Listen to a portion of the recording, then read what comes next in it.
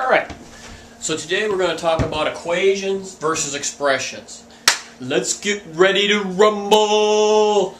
They're different, and we have to recognize their differences. Over here, 3 plus 1 equals 4. That's an equation, simply because it has an equal sign. It is balancing two sides that are exactly the same. This is a numerical equation, something we're all used to. Here's an algebraic equation, 2x plus 7 equals 11. The difference between algebraic and numerical is the insert of a variable. We're going to talk about that in the next slide. Expressions do not have an equal sign, 3 plus 1.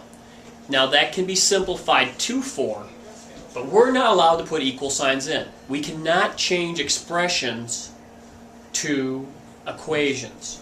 We can say, hey, I know this is 4. All too often we go equals 4 over here. I would much prefer that we don't do that.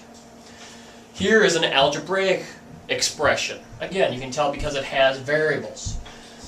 Now, there is something in the middle. This is an algebraic expression. There is no equal sign. Tied to two equations. And we can find the value of that algebraic expression, and that's something we'll do going forward. But first we better talk about variables for a second. A variable is simply a letter or a symbol that represents a value. Often in algebra we like x and y, but it could be anything. It could be a smiley face. It could be Greek letters like phi or beta or anything. It can be any symbol. It could be a box. It could with a dot in it. It could be any unknown or known, and it represents a value. And these make an algebraic equation or an algebraic expression usually now as we start. Now, there are some different types of expressions. We have numerical expressions, which are simply all numbers, and we've been simplifying some of these to a single value. 3 plus 2 is 5, plus 7 is 12. We could represent this expression as the value of 12, which is also an expression. Then there are algebraic expressions. 3 plus x. This we can't get to a singular value unless we know what x is equivalent to. Or 2 plus y plus z. Now we have to have a way to communicate about the differences of these. And we're going to use the name term. This has 2 terms. This has 3 terms. It's simply something spaced by addition or subtraction. We also want to talk about coefficients. Coefficients in terms. So I'm going to start off with 3x plus 7. That is an expression. There is no equal sign.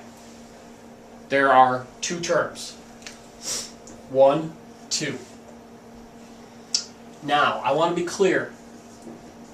3x times 7, if I write it this way, that is still an algebraic expression, but this is one term. This can be simplified 3 times 7, multiply in any order.